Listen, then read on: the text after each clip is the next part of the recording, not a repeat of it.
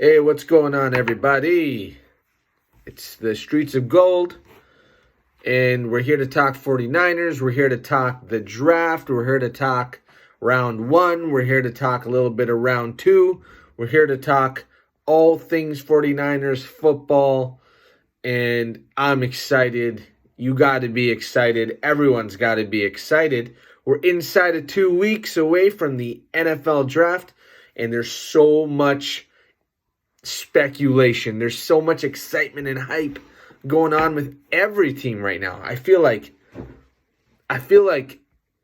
it's like every day's Christmas, you know? You wake up, you don't know what's going to be in the headlines for the 49ers, if there's going to be another move, if there's going to be more information or maybe some more clues or hints towards who that pick at number 3 is going to be, because everyone's got to know. If you're a Niners fan, you got to know. Everyone's talking about it. It's on the radio station multiple times in the day. It has been since the trade happened. So a quick recap.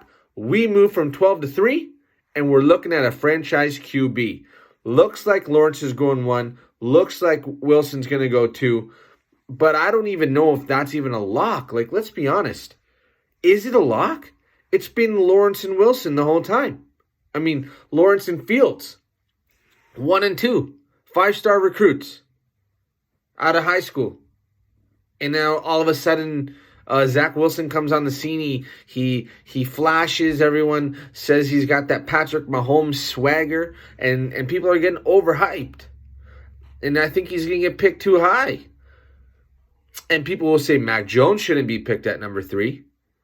Because, I mean, Zach Wilson is better, all of a sudden better than Mac Jones. I don't know. I don't want to bad talk any of these guys. I love these quarterbacks, all of them. I think they're special. I think this is a special QB class. So many different skill sets, so many different abilities that make up this class. The only consensus that we know is Trevor Lawrence is going number 1. I am 100% sure that Trevor Lawrence is going number 1. Number 2 could be Justin Fields. I think it could be. I'm not excited about that. I do think that Justin Fields would be a good fit for us. I listened to Colin on the Herd, and he was talking about Kyle Shanahan loves his system, and that a mobile quarterback may not necessarily be what Kyle's looking for. You know, I don't know. I think that Kyle does trust his system, sometimes to the point to where it may seem like the guy's just arrogant, that he thinks that his system, his ideas, his play calling is going to get any quarterback to be an MVP. And I don't know if that's the right thinking. I'm not an NFL coach. I don't call plays. I don't know what's going on in his mind. I don't know the genius behind his ideas. He's called a genius by a lot of people, an offensive genius, you know? So, I don't know. His losing record as a head coach speaks pretty loud too. And I know there's a lot of people who have that to say about him. And I'm not going to bad talk him. I'm just going to say that Kyle's the head coach of the San Francisco 49ers right now. John Lynch is a general manager. They are going to make a decision at number 3, and they're not asking me. They're not asking you. They're going to pick their guy. And so you either get behind them, support them, or just flake out, because real fans stand behind their team. There's a reason why the 49er fans are called the faithful. So let's just live it out. Let's live it out, man. So let's talk a little bit about that number 3 pick and how I truly believe the 49ers are going to pick a quarterback at number 3. I do not think they're going to pick Kyle Pitts at number 3, even though there are some rumors and misguided statements being made by people. Not happening, guys. It's just not going to happen. A quarterback is getting picked by the 49ers at number 3. The 49ers are not trading the number 3 pick to move back. No, they got their eyes on a guy. I don't know who it is. My gut tells me it's Justin Fields or Mac Jones. That's what it is. One of those guys is going to suit up in the red and gold. That's it. So I think it's I think it's time to just get acquainted with that idea. The more I learn, the more I watch, the more I try to understand, the more leads me to the fact that Kyle likes Mac Jones a lot and he likes Justin Fields a lot. And I think that if Justin Fields goes number 2, Mac Jones is going number 3. I think that if Zach Wilson goes number 2, Justin Fields might go number 3. I don't know, but that would be my personal choice. I would pick Fields over Jones because I like the way Justin Fields plays. I think he can be a stellar pocket QB. I don't think he needs to run around. I think that he can if he needs to, but I don't think he needs to. I think he is more than capable of standing in, maneuvering in that pocket, and dropping dimes all over the field. That's what I think he can do. I think he can do it at an elite level. But if it breaks down, then look out. Someone in that secondary is going to have to make a tackle on this guy because he plays smash mouth football when the ball's in his hands and he's a runner.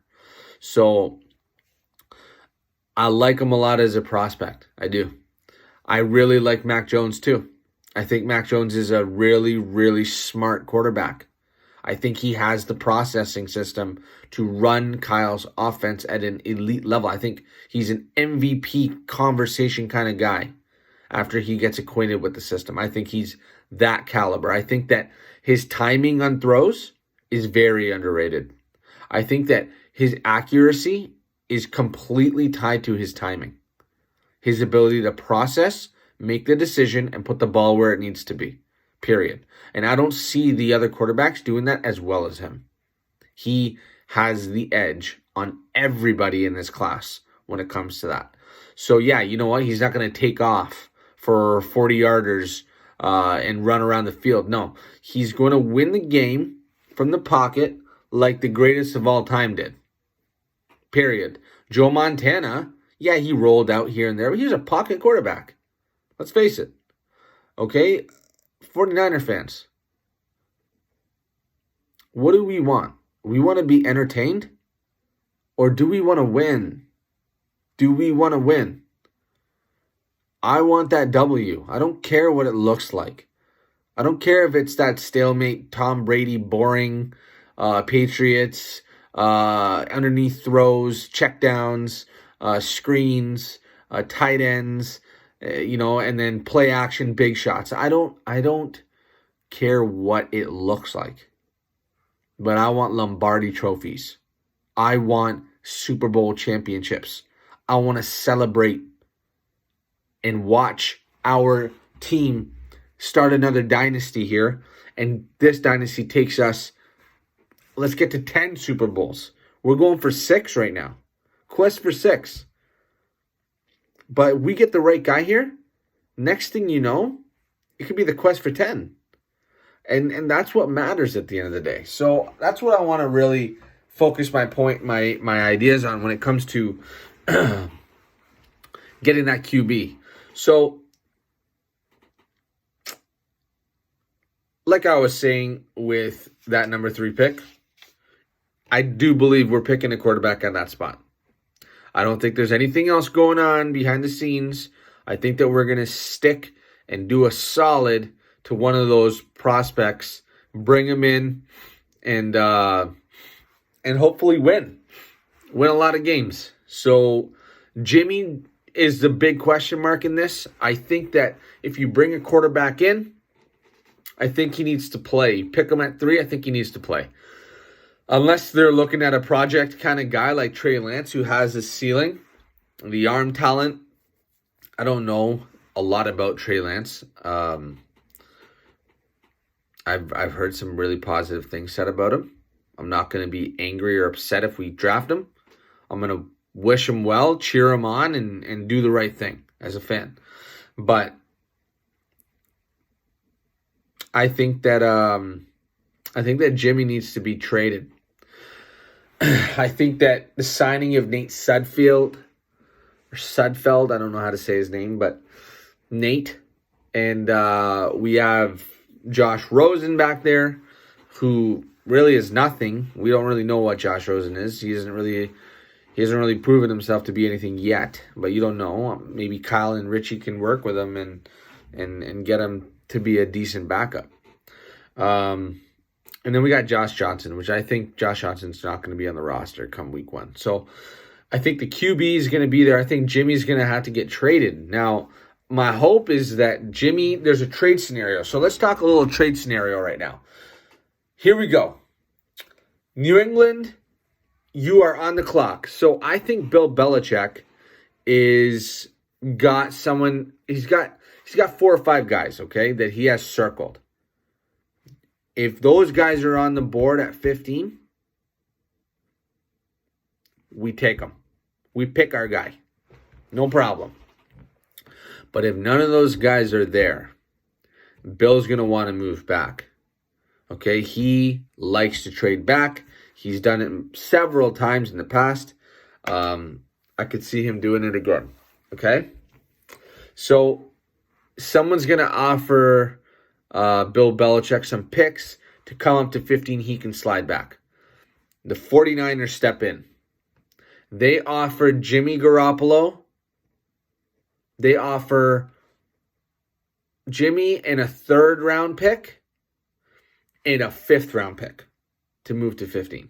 Because I don't think Jimmy has 1st round value. But I think if you give Jimmy a 3rd and see what they say, and if not, maybe throw in a 5th. 2 picks, get up to 15. I think that's a trade scenario that I would love to see happen. I would love to see that happen. And I think it's something that Belichick would consider, because if there was a guy at the end of one that he really wanted, he could trade the 2 and the 3 and move back up.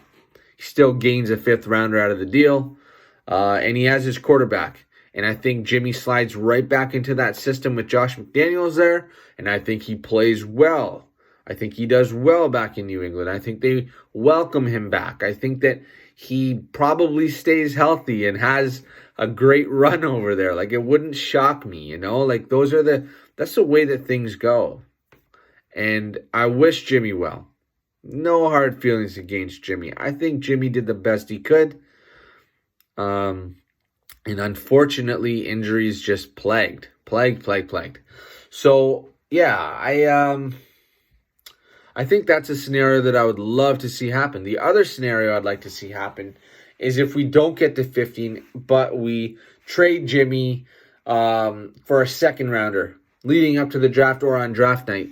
And then we have a couple 2s, and we can swap those 2s to move up into 1 and grab a guy. There's been speculation. Najee Harris came out and said that he had been in communication with Kyle Shanahan, and he had talked to Kyle Shanahan, and he thought that maybe the 49ers were targeting him until we moved up to 3. Then he thought, okay, they're not going to pick me at number 3 overall. Because let's face it, Kyle Shanahan doesn't draft running backs in the 1st round. He doesn't. And I don't think he's going to. Unless he really loves Najee Harris. And he is willing to dump Jimmy, get that additional pick, bundle those picks, move back up into 1, because Najee's a 1st round guy. I think he goes in the 20s at some point. And if you want him, go get him. Because if you end up at 3 and you get Mac Jones and you get Najee Harris now, you have those 2 guys that are familiar with each other, and you have a stout running game, and you have an efficient quarterback. And I think that's a recipe for success. I think that we would do well in that situation. I think that we need to get over this flashy idea of getting this dual threat, superb Superman athlete at QB when his main job is to stand in there and make throws accurately and on time. Kyle calls a play. It's designed for someone to come open, and the quarterback's job is to deliver the ball. Read the defense, audible in, audible out, boom. Deliver the ball on time, on target, move the sticks. That's the job of the quarterback. That's it. It's not to run around in circles, wait for someone to come open and whip the ball downfield 40 yards for some spectacular play once every 4 series. Like, let's be honest here, man. I have watched Russell Wilson do that to our team for years. And yeah, it's very frustrating as a Niners fan because it works for him. But it's not going to work for everybody. Russell Wilson is a phenomenal deep ball thrower. And he's a phenomenal escape artist. And I'm sick and tired of comparing the guys that we make at to guys that are already in the league. Forget about it. These are different people. They're different. Comparison kills, man. In all elements of life. Don't compare people to people. Everyone's got their own gifts, their own skills, and we need to support them in it.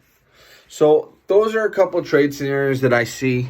That's what I'm seeing in my mind, what I'm hoping for. I can see all kinds of these kind of under-the-radar signings happening after the draft. Free agent kind of signings. You know, I think there's a bunch of good guys still on the market. And I think we probably will sign somebody after the draft, depending on how the draft really turns out. So that's an exciting thing. So let's shift a little bit quickly to pick number 43. No trade scenarios. We're on the clock. Who's the guy that we want? Now, I know that we have holes to fill after this season. Right now, we got starters at every position. Like everybody on our defense. Let's talk about it. Base downs, here we go. Armstead, Kinlaw, DJ Jones, and Bosa. Okay? So, and then we got depth at all those positions. We got Ebukam that can come in and rush.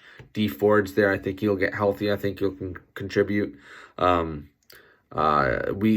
Kerr. It's an underrated signing, man. Check his PFF. He got rated well. Who else is depth on that D-line? There's guys. Contavious Street. There's guys. Ronnie Blair, apparently, if he gets healthy, he can come off the edge. He's a D-end. So that's positive. Okay, D-line looking good. I like the D-line. We could probably add a guy in the draft, maybe mid-round, maybe a 5th, a late rounder. Because we lost Julian Taylor. I thought he was going to turn out well. So that's, Givens. Givens is in there, but I think he had some legal stuff going on. I don't remember the story, but hopefully that clears up and he's in there because I think he's got some potential. Linebacker, Greenlaw, Warner. Forget about everybody else. No, I'm joking, but at linebacker, I think that we could add somebody. Right now, I'm not too concerned about the linebacker. We have the starting guys. We play a lot of nickel, and K1 re-signed. So there you go. So there's K1. And then in the secondary, I think Jimmy Ward's a lock. I think Jaquiski Tartt's a lock. And if not, I think Tavon Wilson takes that job over Marcel Harris. Honestly, he's a good player. And I think that at corner, we got Mosley and we got Verrett. And behind those guys, we don't really have anybody proven. But I could see us going after Casey Hayward in free agency still. I could see Richard Sherman maybe even coming back. Who knows? But I think that corner, it's a secondary. That's who we're picking at 43. So is it a corner? A guy like I can't forget. Is it Joseph? Kelvin Joseph? Yeah, I think Kelvin Joseph is the guy from Kentucky. He's a big, tough dude. Looks like he can play the part. Then there's Tyson Campbell from Georgia. He's been mocked to us. That's another corner that we could even target. I think Benjamin St. Juste is a little bit high at 43. The guy that I really want, if I'm on the clock, I really want is Andre Sisco. If Andre Sisco is there, I know he had an injury, but man, that guy's a thumper. Thumper, man. That guy brings a thump. He brings a thump. And he's a ball hawking thumper. Even better. Guy got like 7. He led his conference with like 7 picks that year, or 9 picks or something. He was all over, like 15 or 17 PBUs, like ball hawk and thump. That's what you want out there in the secondary. And there's an NFL comparison. I don't remember who said it on the radio, but was it Brady Quinn? I don't know if it was Brady Quinn, but someone compared him to Jamal Adams. Jamal Adams is a good player. Jamal Adams is a great player, and he cost Seattle a lot of capital, which I'm not going to complain about. Give away a bunch of capital for a safety. That's fine. Not my team. So, either way, I think that 43 is an interesting pick. And then if you go a little bit further down the draft board, I think we're at 102. I would go interior O-line. Maybe interior O-line, or if there's a really good player that's still on the board, I think it's best available, right? Like, you fill your needs.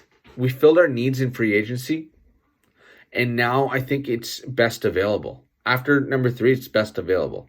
So with a roster like ours, we're ready to rock and roll. Alex Mack, I think he's a great center to have when you have a young QB come in there.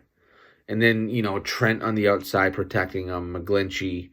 And people underestimate Lake. Man, Lake and Tomlinson's the man. He's a solid guard, right? And I like the Brunskill. I like the Brunskill. So I like the O-line. I do. I think we're tough in the trenches. And that's where the game's won. Everyone and their donkey knows that the game is won in the trenches. You can talk to every analyst. Go listen to the morning drive. Those guys are pros, man. Listen to Airing It Out with Charlie Weiss, one of my favorite shows. Great, great, great show to listen to on Sirius XM satellite radio, channel 88. And then you got, of course, Moving the Chains, right? And then there's other shows in there, right? You got a bunch of these guys, smart guys, and they'll all tell you the same thing. The game is won in the trenches. O-line, D-line. Dominate and win. And you saw it in the Super Bowl. So I think that if you are a 49ers fan, there's so much to be excited about. Justin Fields had his pro day. Kyle was there. John was there. Rich was there. They maxed out there, right? And they were able to call plays. I think they put a script together to see what Justin could do. And apparently he was spectacular. And I think that there's a lot of love there. And, I'm excited. I'm excited, man. We could get that guy. We could get Mac Jones. Come on, get excited. You don't like Mac Jones? Mac and cheese. Mac Jones got that mac and cheese. Okay, so I just want to make sure I covered my bases here. I want to keep it under 30 minutes. I don't want to take up too much of your time. I want to get you guys on the hype train here, all right? We got to get on the hype train. We're inside 2 weeks. Day 15 of the month is just about to end. 1, 2, 3, 4, 5, 6, 7, 8, 9, 10, 11, 12, 13.